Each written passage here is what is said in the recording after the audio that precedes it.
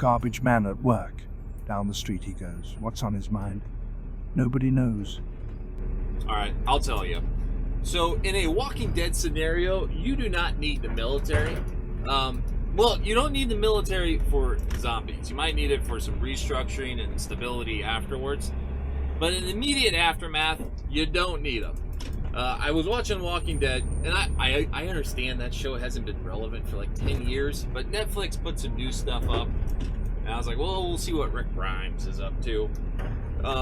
And one of the, it's like a new spin-off thing. I don't know, I think it was supposed to be a movie, whatever. One of the things they had concerns about were like the mass herds, you know, just massive migratory paths of the Walking Dead.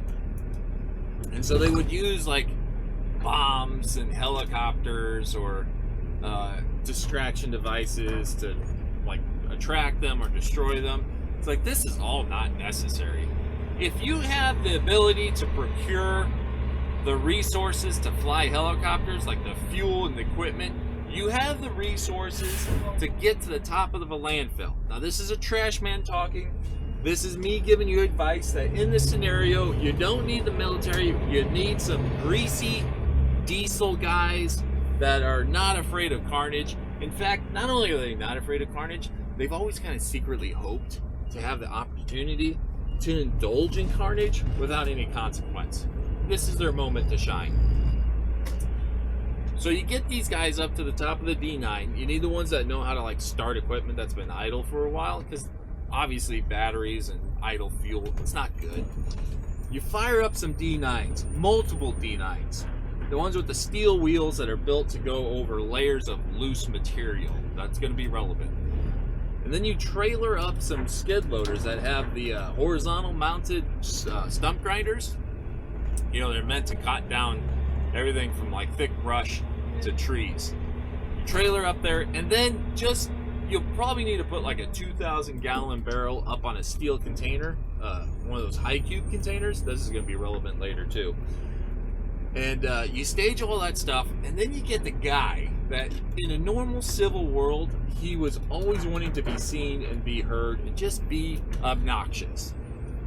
Put him in a big diesel truck, fat tires, big mufflers, and just say, hey man, this is your moment. This is your time to shine.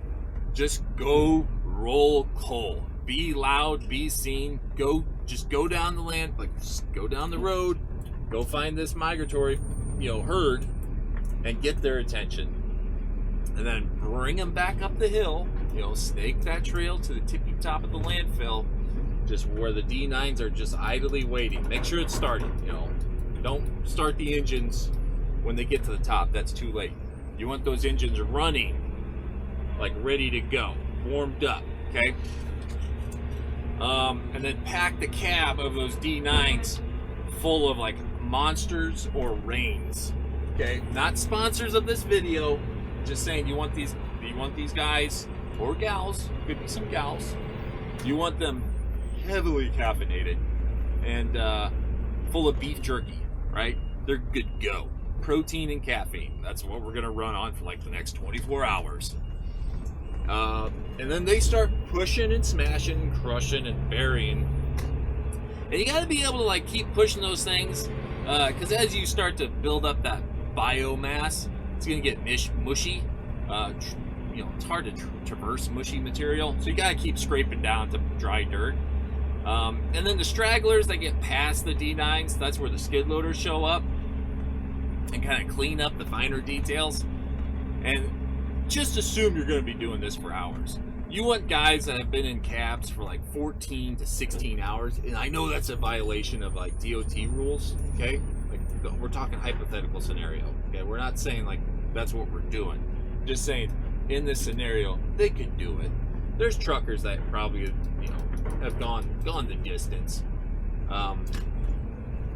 Those guys in the cab, maybe you got some over by the fuel barrel ready to swap out. And whenever you're down to like a quarter tank in the skid loader or the D9s, that's when you back off, you go to that high cube container. And the idea is you don't have to leave the dozer to top off your tank. You can just stay in an elevated position away from the carnage, cleaning stuff up, or topping off your fuel, and then you go relieve the other guy. You stagger it. But I bet a couple 100,000 in a herd after 24 hours, you might be surprised how much you get cleaned up. Those are the guys you're gonna need. And then, like the military, like I said, they're more for the non-Walking Dead control. And that's a different, longer conversation. How do you reestablish civil order? That's more complicated. But yeah, trashmen, diesel techs, landfill operators, you'd be surprised how much you can get done with those guys.